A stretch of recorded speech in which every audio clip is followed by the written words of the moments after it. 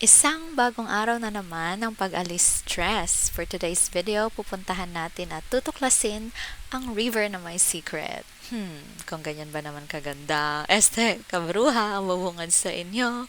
Huwag na natin ituloy ito. 360 view muna tayo guys. The night before lang ulit nagplano, natuloy naman. Lahat ng natatanaw nyo ay hindi akin. Siya nga hindi naging akin. Charot! Basta taga Montalban, hindi ka maubusan ng gagalaan. Attendance check muna tayo. Daddy and baby, check. Lonely titas? Check na check. Ayan. So, maligo sana kami dun sa dam. Kaso malakas pala yung agos kasi naalala ko umulan pala the night niyan.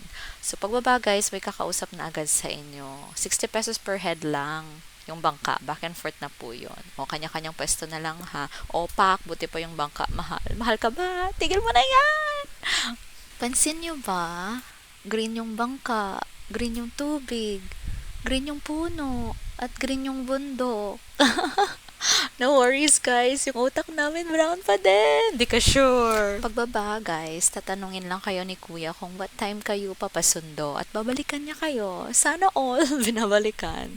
Then once settled, pwede na i-continue yung paglakad. Hindi siya nakakapagod guys. Mas nakakapagod yung pinilit. Uy, ang bibig. Kung hindi nyo alam papunta, pwede kayong magtanong anywhere. May tao sa paligid. Habang naglalakad, syempre nagpaplano na agad kami ng susunod namin na pupuntahan. Sama ka ba? Ayun, at may nagpaan na nga. Pagdating nyo sa Secret River, andyan sila ate, nagtatayo ng cottages. Linis ng tubig, 'di ba? Yan yung view. 200 pesos pala yung rent sa cottage, guys. Although, pwede naman na hindi na mag-cottage. But since meron kaming baby, we need to. We need to! Kami lang dyan, so amin lahat ng cottage. Char! Ayan sila, guys. Nagva-bonding. Siyempre, may sarili tayong mundo. So, ito tayo. Kita nyo yan, yung manok. May pangtinula na tayo later. O, pa. Nakita nga namin si daddy na naghihilod. Dahil likas nga tayong inggitera, naghanap din tayo ng bato. Oh, good luck sa dami niyan. Ganito daw kasi yung standard. Hindi daw dapat masyado makinis. At di rin daw dapat masyadong magaspang. Oh, yan. Sige, hana. Nilapitan ko. Tinitigan ko. Di makamove sa kanta. Ayan, naghilod na nga. Hindi na matiis, guys. Ano, dami bang libag? Oh, hilod here, hilod there, hilod everywhere. Yan. So, napagod kami kakahilod, guys. So, kumain na muna kami.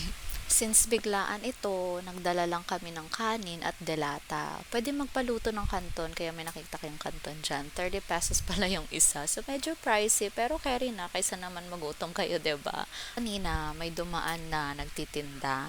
Bumili si mami at daddy ng alugbati, talbos ng kamote at dangka. Kinain na namin. Oh, pak! Wala, minodil na. Kawawa sa'yo. Dahil kailangan natin ng pamasahe pabalik. Ayan, nagbenta na nga siya. Oh, good luck kung may bumili. So, yan lang naman ang highlight ng aming simple yet refreshing trip. Dahil meron pa tayong other duties sa life, uwi na ang family. Siyempre, kung saan tayo dumaan kanina, doon din tayo dadaan ulit. Yes. O, last view.